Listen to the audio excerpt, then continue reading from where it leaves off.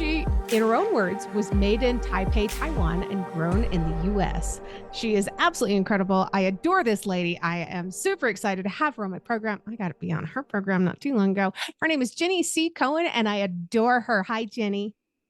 Hello, Amanda. Thank you for having me. I'm just so excited. I love you. I love what you do. I love who you are. I love your message. Everything about you. You're just awesome. And I really hope to just hug you with the hug you deserve one of these days. I'm looking forward to it. This poor woman is gonna be like, "Why is she back at my house again for another hug?" Jenny, when did you leave Taiwan? How old were you? I was almost 6. Almost six. Do you remember any of it? I only remember a really unending airplane ride. No. I remember it was so long. It was a nonstop flight. Oh, And I remember my first week of school. So this isn't a happy story, just so you know. I went, they enrolled me in kindergarten, and I was in the Brookline school system where I was not yet 6 when I was put into school because my birthday was in July and the cutoff was September. So I was the younger of that age group when I went into school in that September. They found my classmate that could speak Mandarin, and after day 1 she refused to help translate for me because all the other kids were making fun of her. oh my That gosh. I remember feeling like, oh, I have no friends, like she doesn't even I don't speak any English. And then because I couldn't ask her because she wouldn't talk to me, right?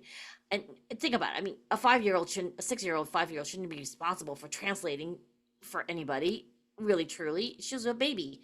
Right. She didn't want to do it, and I had no one to tell me. So that first week, I had an accident in my seat because I had to go to the bathroom. I didn't know who to tell. So that Mm. was my first week of when I first immigrated to the States. The positive thing is, I have my first taste of Coke, and there's a picture of The drink, right? Not the nose candy. that. Very cool. So, where did you grow up? Was it all over the States? Was it kind of centrally located in one spot? I grew up in Brookline, Massachusetts. I even Okay. went to Brookline High School, and then I ended up going to college at Brandeis University in Waltham. Oh, wow. And you live nowhere near there now. Did you move for love or family or Yeah.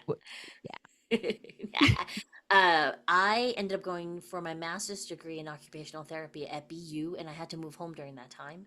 And that was a rude awakening. I had had 4 years of freedom in undergraduate, and then I had to Oh, go wow. home. And it was this mind meld thing where I had to go from complete independence back into really strict parents because I had Asian parents that were very, very strict.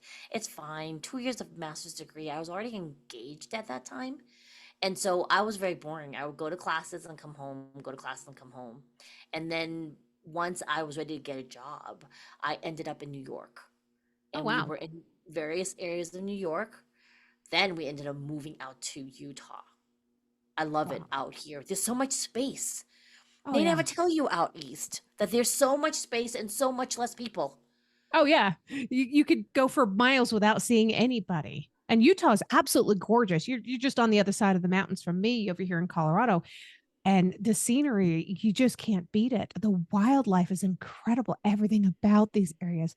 We moved to Utah when I was 12, almost 13, and I left 2 days after I turned 18, mainly because I needed to get away from my parents. But I Yes. always kind of had that drive to want to return to the mountains. So, It's beautiful here. I'm still adjusting actually. What, 7? Well, oh my gosh, it's 9 years. 9 years.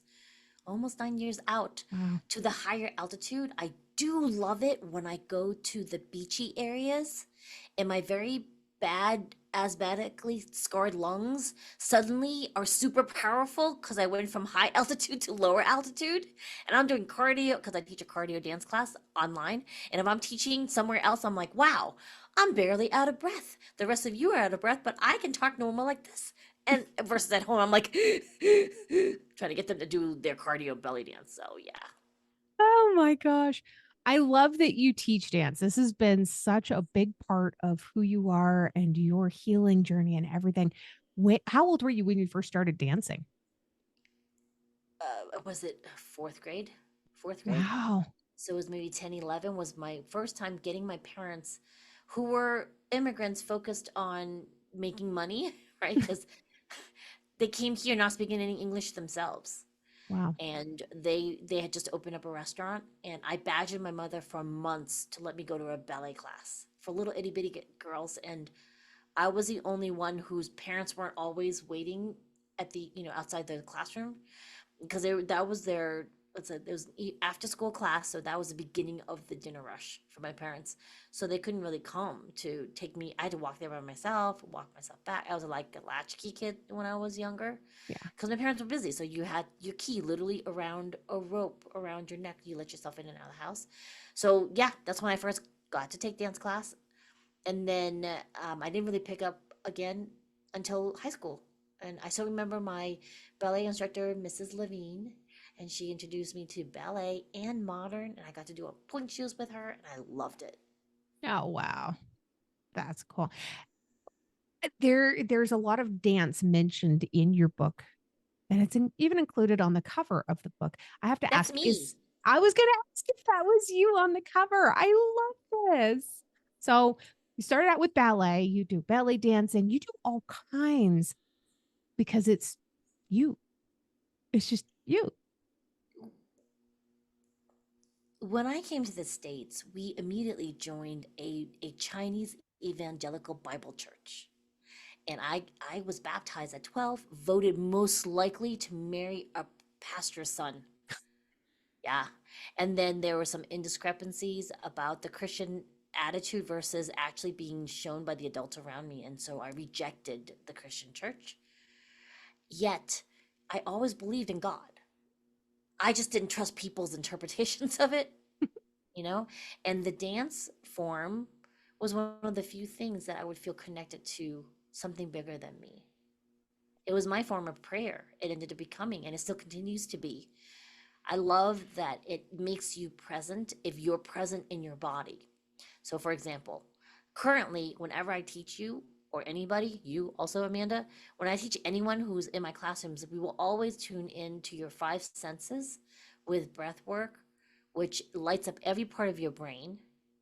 So each of our senses is assigned to a part of our brain. So when you try and tune into all five of them, you're lighting up every part of your brain. Most of the time we compartmentalize, right? And then when you bring in breath work, it puts your nervous system into a learning state. So then when you're dancing, you're much more receptive to how it connects you energetically to things beyond you. That's beautiful. Thank you. And dancing goes way, way far back in history too, even with the Bible. David danced before the Lord. Always love that story.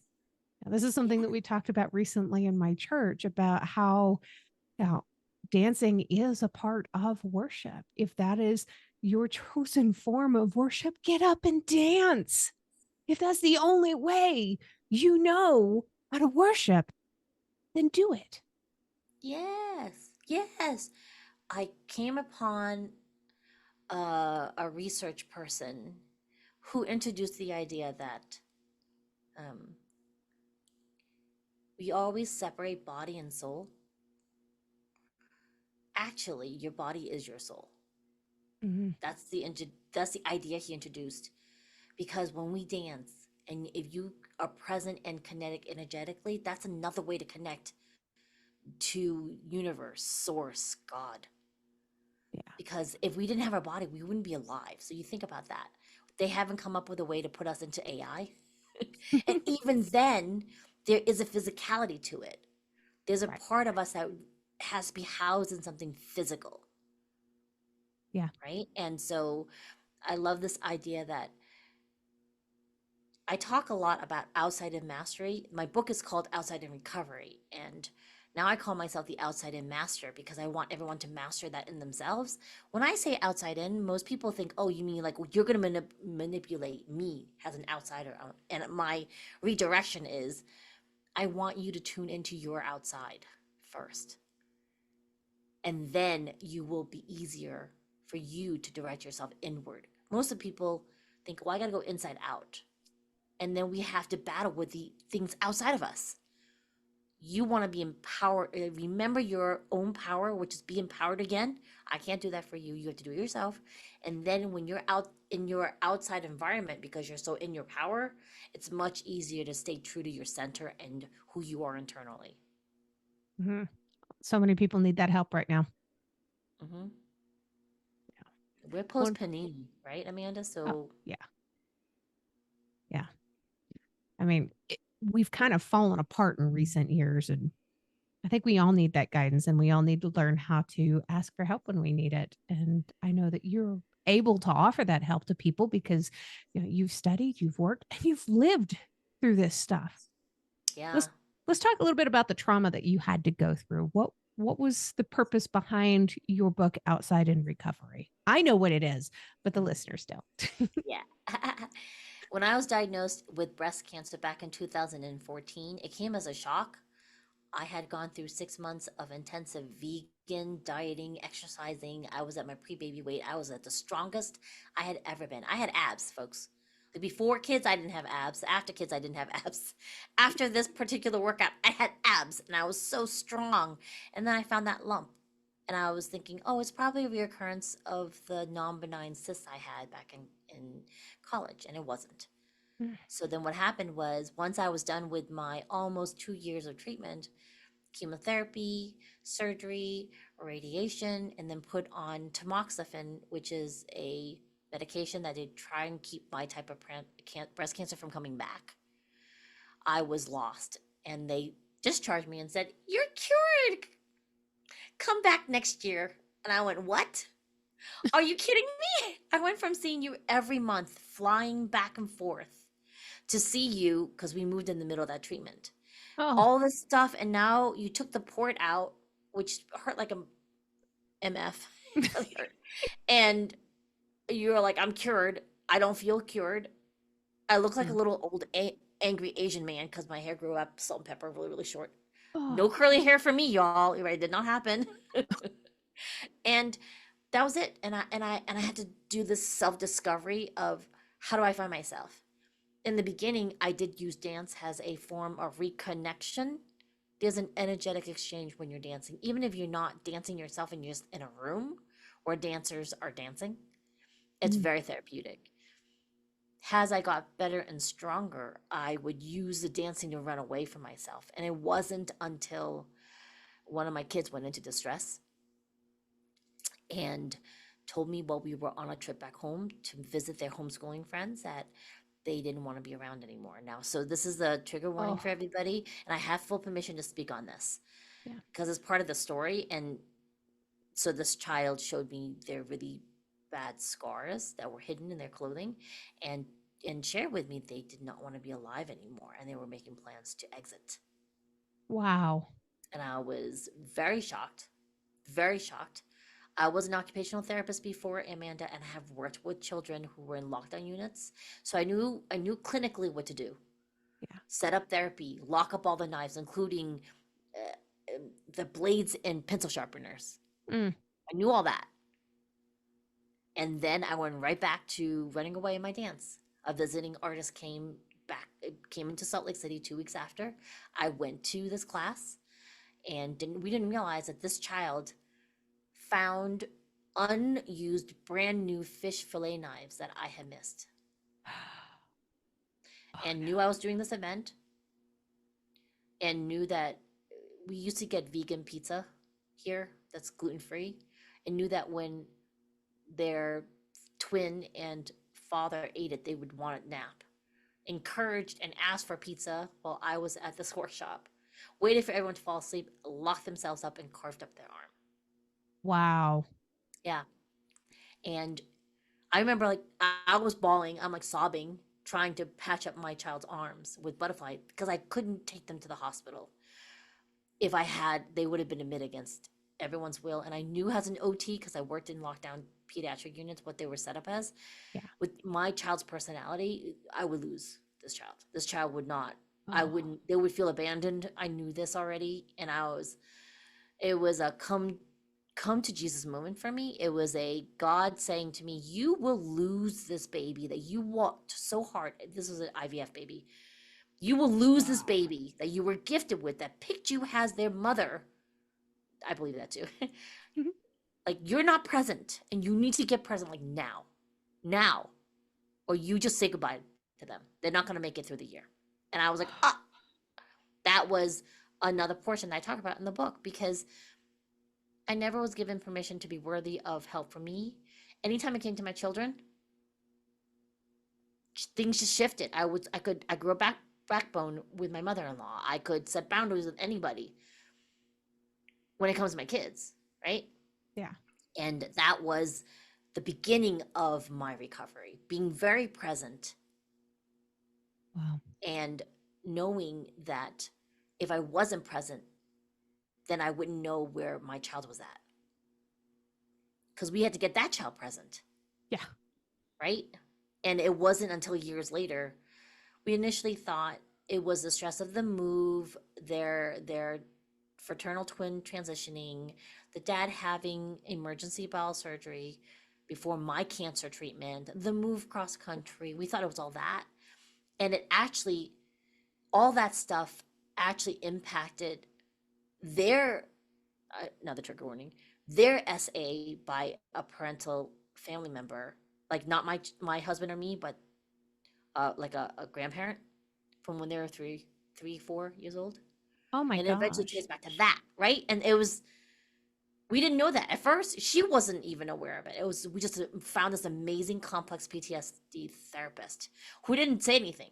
She already suspected it from day one. She just very patiently helped my child get over the most acute things, and eventually has her nervous system calm down, Amanda. Wow. And she would have like weird dreams about those people, like nightmares. Yeah. And it became more apparent where she just asked a question one day, and the therapist was like, "Oh, is that what you know?" She didn't lead her, you know what I'm saying? She let her, my daughter, bring that up in therapy. Wow. Yeah. That Pretty is a really good interesting. therapist. Yeah, and we were seeing this, who was my therapist, and then she was willing to see my child. Um, it took about 2 years of therapy before we got to that point. And we're just talking about the first few months, and we were fostering kittens already before the move. And when we moved here, I signed up for fostering that first week we got back before her relapse. And then we got the call, "We have 3 kittens for you." And that was the beginning of part of her recovery, was to nonstop foster kittens because they were so therapeutic. The babies would just sit on her and she just slept. Folks, you Mm-hmm. have to understand, if you meet my kids, you wouldn't know who was in distress like that, because they're both thriving college students now. Wow. That's Yeah. fantastic. So What that's what should the book is people about. do if they walk in and they find that their kid is going through something like this and their kid is completely distraught and they have no idea why? Okay. So, I know that's hard.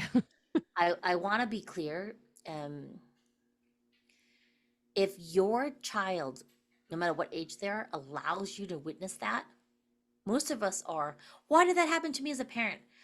Can I just stop you cold right now and just tell you how lucky you are? They trust you to show that to you. Yeah. A lot of parents think of it as an insult or a fly in the face of their parenting. And I'm going to tell you right now that that's them desperately asking for help. And if you're gifted that opportunity, please stop. Thank the universe that you get to be a part of the healing instead of them leaving you to be a part of their healing. That's Yeah. really important. Like, you got to believe the kids when they're telling you they're in distress.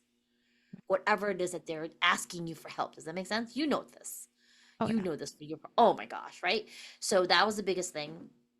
And for her, because I'm a first time parent with them for everything. Because even though they were twins and I have twins, at the same time, I was still a first time parent.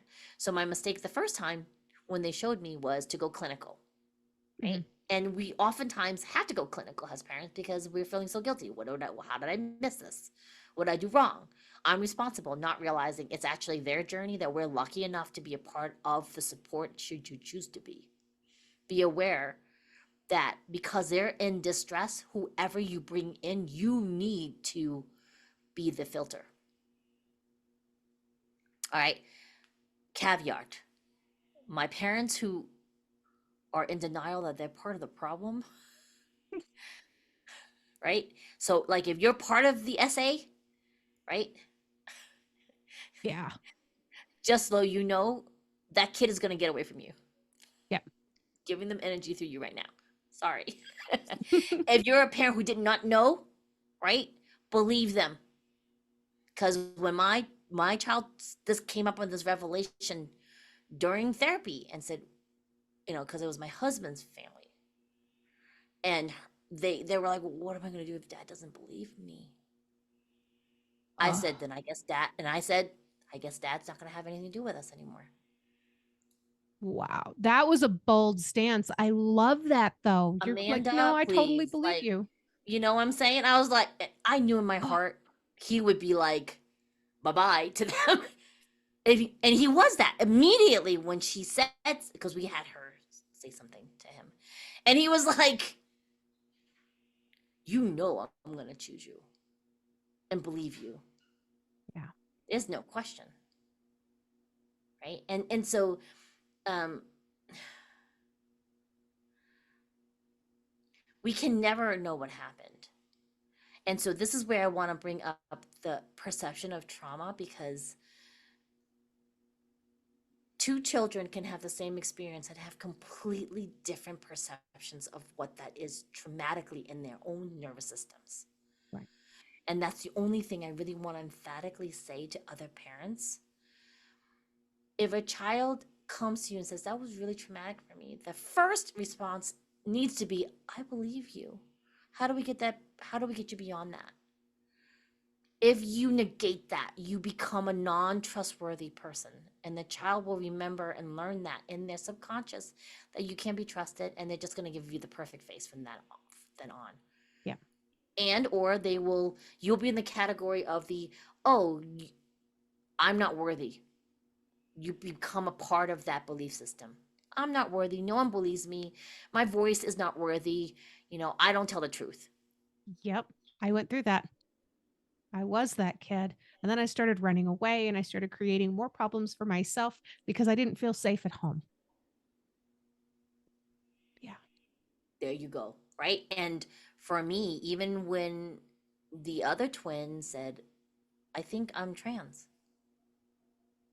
right? And we just moved here in Utah. And again, I have permission to speak on this because, there is now a safety thing. We have to worry about anti-trans bathroom laws here in Utah that were just passed. Mm.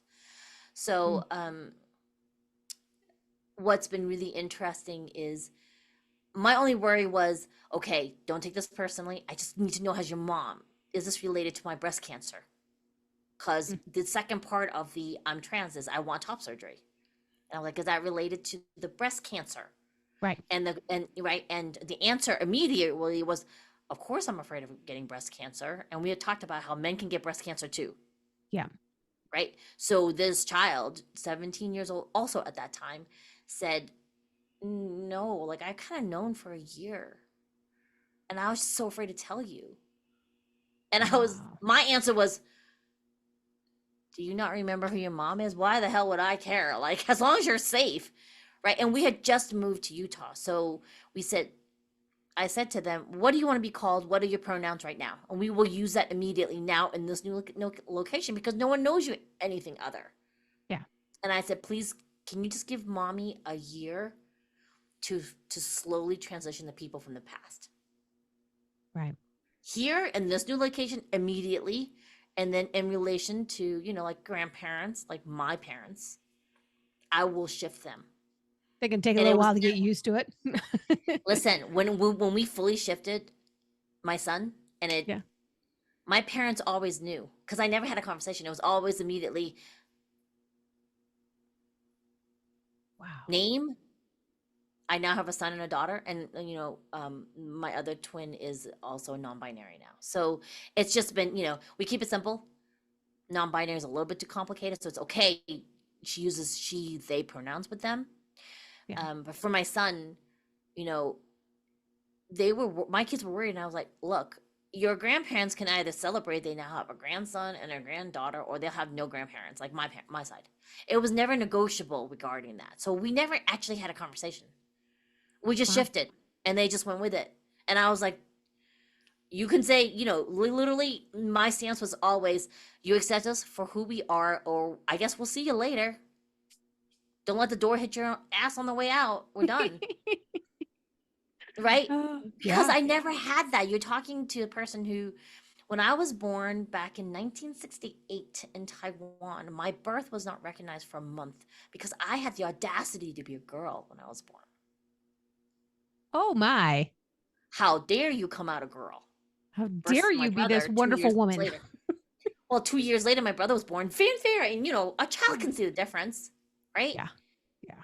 Right. So it's always been this thing where my parents, they did the best they could. They were very, very impoverished peasants, peasant families, farmers from middle of Taiwan. Taipei is in the northern part of Taiwan, which is like a bean, right? So the tip of Taiwan is Taipei. My mother came from the middle part of Taiwan, which was, you can trace it back to across the Taiwan Straits to China, a little section of China, and then my father was from southern Taiwan, like stereotype of wife beaters. Like the Taiwanese men are known for being wife beaters. So my Wow. father never touched my mother because she had 5 brothers that would have killed him. However, my father's father was a wife beater, and I was shipped off to their farm for 9 months when my father immigrated to the States, and I had to take care of my 2-year-old brother. I was 4. I went from Taiwan, Taipei, where there was electricity, to southern Taiwan for 8 months.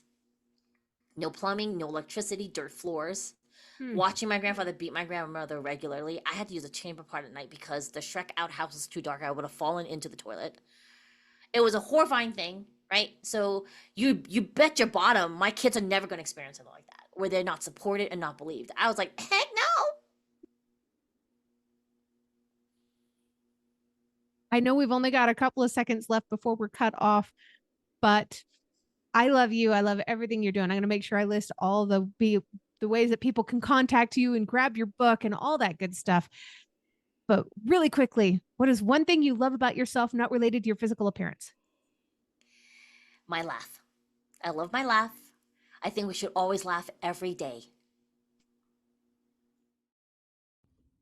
If you've enjoyed tonight's episode, please make sure you check out the episode description.